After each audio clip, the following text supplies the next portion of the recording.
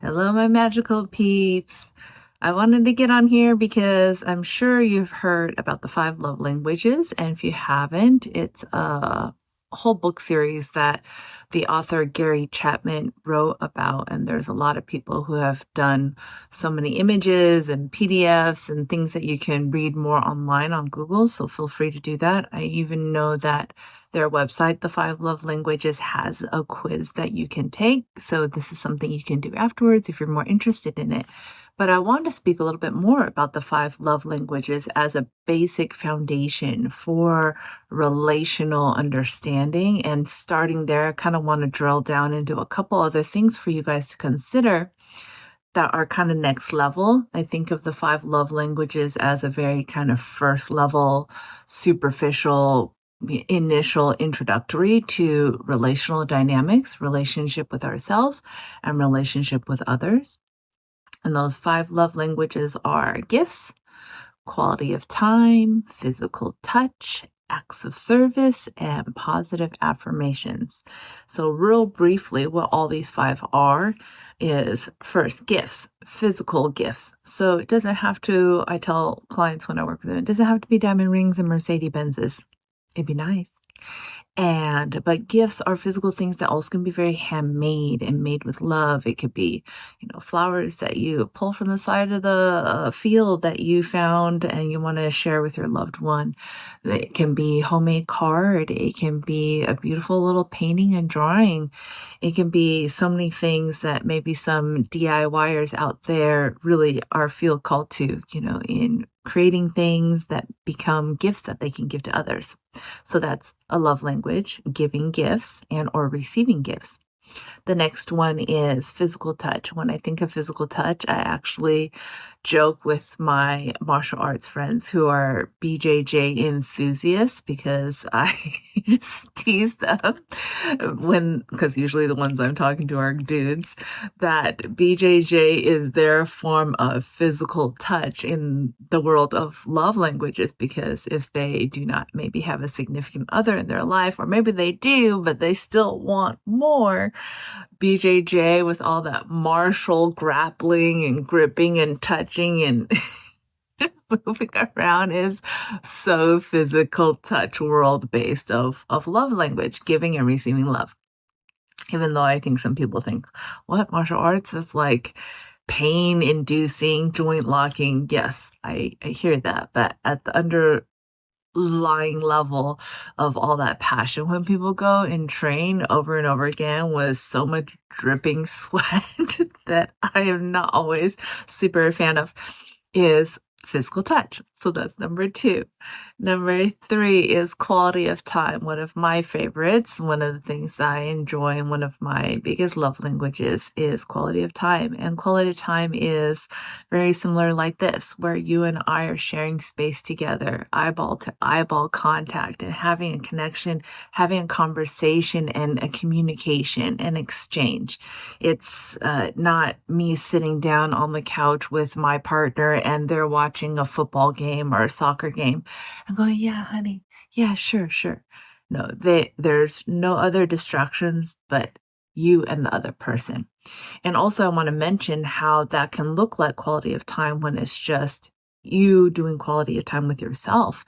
It's potentially some reflection time, introspection time.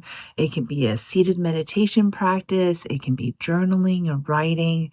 And essentially, it could be eating a delicious, healthy meal that you prepared for yourself, making a lovely cup of tea and just sipping that, in the whole premise of being present with what you're doing without any other outside distractions. It's just you and that thing, you and that person doing your thing in the most highest, brightest quality of time. So that's number three. Number four, positive affirmations, another one after my own heart. And I think people think a lot of in positive affirmations world of what's out there in the new age spirituality is, okay, you go to the mirror and you say, I love myself, I care for myself, I respect myself, or any other positively affirming things that you want to share with yourself. And that is one aspect of it. And you don't even have to do it in front of a mirror. Essentially, you can just hold your hands over your heart and do that. And I encourage that. It's a beautiful practice. But also positive affirmations in the way I experience it in my life with my work and my relationships is it looks like gratitude. It looks like it can start from gratitude. Like, oh my gosh, thank you so much for thinking of me and bringing the delicious matcha drink that I love from that boba shop because you thought of me, right? So that mixes in acts of service. They're thinking of me and they're doing a service. But then also, and then there's that gift component, right, of sharing that gift. But then that positively affirming thing of like, I know you would love this, and I'm sharing back to them, thank you for giving that to me. So a lot of things you might realize in life in general is even though there are these five love languages, it doesn't fully just fall into one category and only sits there. It usually has a mix and a combination. And what I would like you to start thinking about as you're thinking about these five love languages, like, oh, which one are my strengths? Which one do I love to receive? What do I love to give and offer to others in my relationships, in my interactions with other people? And usually in the mix, there's like one or two that stand out there, like, oh my gosh, I love that so much. It just brightens you up. So going back to positive affirmations, it can look like, thank you for, um, yeah, putting gas in the car when it was getting close to empty. And again, that's a mix of positively affirming them, giving a genuine compliment of gratitude, but also that also ties into acts of service, right? Recognizing what they did for service. Also, positive affirmations can just be a genuine compliment gratitude of like, thank you so much for helping me with that. Thank you so much for being here with me when I went through that. It can be also just gratitude and positively affirming some appreciation, which is the root thing of positive affirmation, appreciation of what that person, place, or thing has done for you that has generated a sense of value, a positive worth, right? A sense of positive, esteemable acts into your life. And so that is the fourth one. And the last one is the acts of service that I just touched upon, where you and I love this acts of service thing because I feel like this can be so utilized in any way, shape, or form of how you mindfully consider other people. And I feel like acts of service is so rooted in a mindfulness practice if I was to bring it into spirituality. And the mindfulness practice is, oh, I love when the door is held open for me and people are mindfully thinking of me in kind, helpful, supportive, thoughtful ways and doing things a little bit extra out of their way in order to make my life a little bit better, easier, more efficient. And those are beautiful things that you can do that just doesn't even have to be like holding the door open, right? An act of service sometimes can be an encouraging, positively affirming thought. So there are these combinations I'm sharing with you guys of how the five love languages, what they are, but then how they can look like when it's interwoven into real life.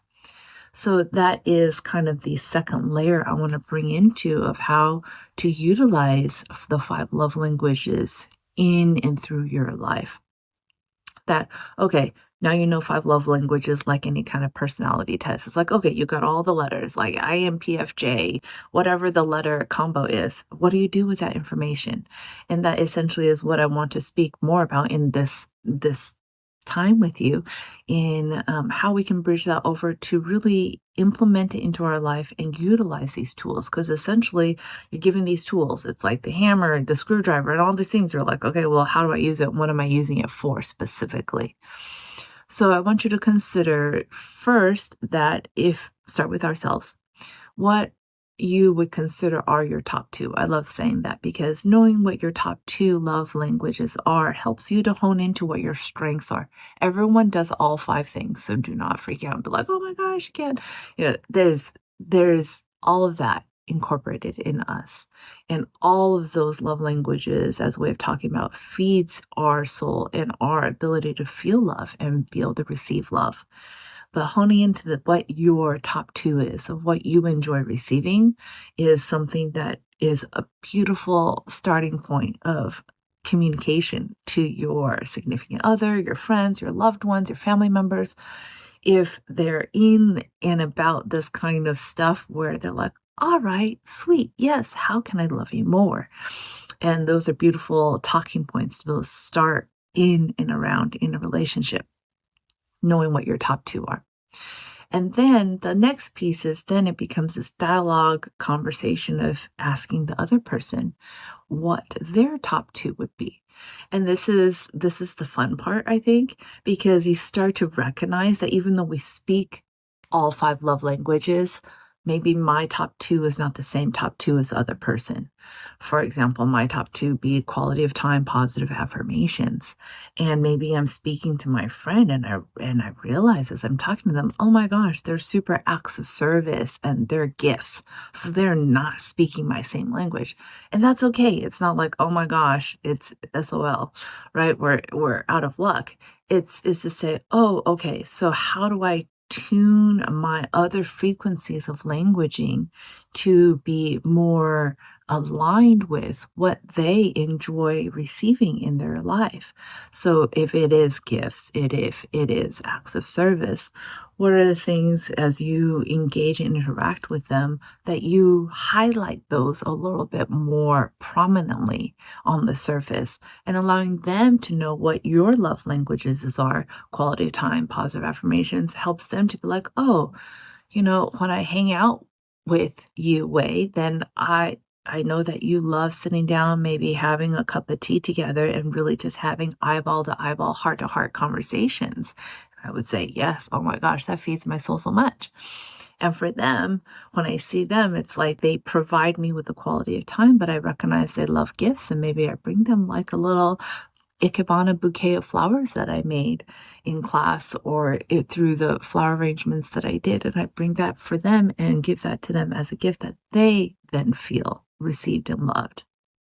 So, five love languages has so many different relational components to it because it's speaking to not only your relationship with yourself and that understanding, that insight, but it's also the relationship insight and understanding with you and the other person. And you can even think about this in regards to coworkers too in professional settings. When we think about physical touch, people are like, oh my gosh, is it just sex? It's like, no. Physical touch also has the component of touch, like I mentioned with BJJ, Brazilian Jiu-Jitsu martial artists. Like, I really highly doubt if you're in a BJJ tournament, Matt, you're not thinking sex, right? It's like, oh, this is physical touch. I must do this and this. No, it's competitive and people are trying to chess-like piece the body structure and the joints in order to position themselves for a win, right? For a pin, for a tap, whatever it is. So I'm saying physical touch is so much more where it's like, okay, not just holding hands in public if that's an intimate relationship that you're having with you and your partner, but also it could be with a parent and a child, hugs. Hugs. I think of a mom holding a baby, just holding them. It doesn't have to be about feeding time or anything, just holding them. And that physical touch, right, is so filled with oxytocin. So think of that in regards to maybe work relations. Obviously, in work professional settings, we have to be professional. Okay, mind the all the rules of sexual harassment out there, right? And consider, okay, if this person has physical touch as their love language, how do I offer that shoulder squeeze of encouragement? How can I offer them that gesture of giving them love? And here's the other beautiful thing is like if that person's strong love language is physical touch, again, usually that's why I say there's top two. There's also another component of a love language that they're also really strong in. How do you recognize what that is and mix that in? Because maybe it's physical touch and positive affirmations. And what you get to lean in on is the positive affirmations in that professional setting, keeping it professional, right? And maybe when it's appropriate, it's like that shoulder squeeze of like, dude, you got this. It's okay. You're doing amazing, right? So those are just certain things for you to consider of how to cross over from intimate partner relationship usage of five love languages into a professional, maybe different setting of five love languages. For example, how I utilize the five love languages in my martial arts dojo. One is usually people have this physical touch component thing because we are sparring with each other. Maybe we're doing grabs, we're doing chokes, we're doing joint locks. So there's a lot of physical touch. So there's that aspect. But then usually with the different people that interact within the dojo, some people are more gleaning towards and veering towards positive affirmations. And so how to work in the physical touch realm with martial arts, but then also adding in the thing, oh my gosh, that was an amazing pin. That I really felt that deeply in my joint, or that was an awesome throw. That was so clean. You didn't use any muscles. You just really used the natural force of my body being broken out of balance. So that's a positive affirmation used with the physical touch. Another example, it can also be like, oh, acts of service in regards to the physical touch in the martial arts dojo realm. Okay, of like recognizing when a teacher is teaching, how do we be of service to support the teacher's teaching in class with maybe the newer ranking belts, the white belts. As a senior student like myself, then I would then position myself in a way where I am able to help the white belts in class. That also helps disseminate what the teacher is sharing. So not only are the white belts only working with each other and maybe are in a state of confusion, maybe a little bit lost, a little bit confused, and the teacher then has the capacity to not only work with all those individual white belts of what they need to maybe hone in on, but also I can provide an active service helping them along with the other white belts to also share the same thing of what the teacher is trying to share in class. So things to start to wrap your head around in regards to the five love languages, how that can weave into every aspect of your life, and that insight and that intelligence that I would say it's a form of EQ, emotional quotient intelligence. It allows you to potentially navigate uh, tense situations, maybe escalated situations if that occurs. Also, it can help you navigate maybe, situations when people's feelings get hurt. Things get taken personally when they're not meant to be, misconstrued or miscommunicated. So these are all the valuable ways that the five love languages can help you further communicate in a higher emotional quotient in your life and relationships. And the last piece is we're kind of drilling down the different layers of depth, right? We started with what is the five love languages. Okay, get the category. You guys can look more of that up afterwards. Feel free to go take the quiz on Gary Chapman's website. But also for then you to consider what are the different avenues and areas of how to utilize these five love languages. And the final piece, since you've come all this way and you've stayed with me all the way to the end, I want to share a bonus tip in regards to how to utilize the five love languages in an energetically empowering way through chakra work and chakra visualization, because chakras are essentially energy centers located in our body. It's as a way of talking about it, you access it and focus on it through a physical aspect in the body, but that is an energetic thing, energetic quality that is referenced to the physical aspect of our body. For example, the heart chakra being at the center of our chest. Is it physically there like you can like our physical heart? No, it's an energetic quality that is associated with that physical location of the center of our chest area, right below our breastbone. So I bring up that heart chakra location because this is the energetic chakra that you can utilize to empower yourself and your relationship through the knowledge of your five love languages. And so, what I would offer to you as a visualization, something that you can start and play with yourself first, because it's always so fun to kind of gain your own personal experience before you maybe share it with someone else. And then feel free to share it with anyone, including your loved ones. It's a super fun date night activity, maybe. So, starting with yourself, just taking a moment, centering in your body. And once you stay and are centered in your body, maybe that means a few couple breaths in and through your low belly. Come to rest your attention on your heart center, and resting your attention here, begin to just visualize and feel the colors of pink and white light coming and pouring into the center of your heart. So you are focusing on your heart center. Maybe if you need a physical touch, contact, place your hands there, you can, to keep your awareness there. And then you're visualizing and seeing the colors of pink and white light, baby, beautiful pink, white light that represents the energies of love, light and love. And whatever your top two or one love language that you know and feel so deeply strongly with, contemplate that, right? Connect with that. And for me, it's positive affirmations, quality of time, like I mentioned. So if I connect with a recent, positive affirmation that my partner shared with me the other day, and I think of that phrase and I think of how that makes me feel, right? Feel that feeling. The phrase is not necessarily important. The main thing is how to get to the feeling. Feel that feeling of love, appreciation, that love that is generated through that language, yes? And bring it into that heart chakra center with that visual seeing of that pink white light. And just do that. You can do it for just 1 minute. You can do it for longer if you want. And what I want you to feel and experience there is feel the experience of that love pouring and filling up in your heart chakra, and feel like it's like a cup. And all that pink light is flowing in, right? And filling up through the experience of what you feel as your love language. And then keep filling it up until that bowl just overflows with that beautiful pink white light.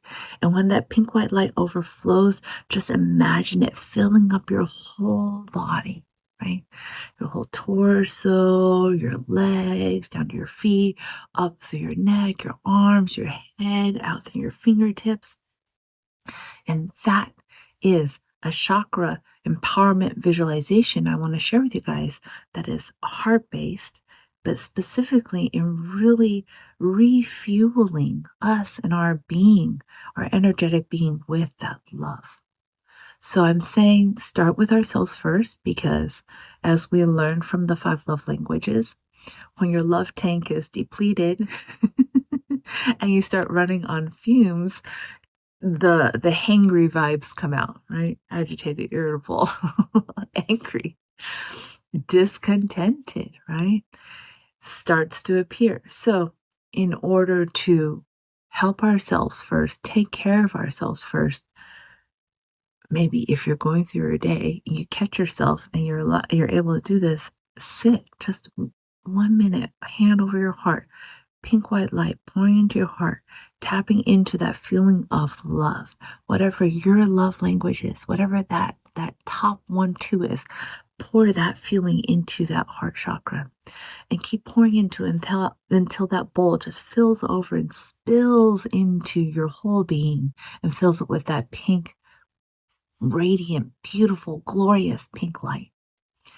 And how you then get to share this with others in your life is, if you want to do this in a date night experience, it doesn't have to be that formal, or with your friend or with your partner, to have them sit across from you and guide them through that as you've done it with yourself. Hand over your heart, right? Pour that pink light into yourself. But here's the thing.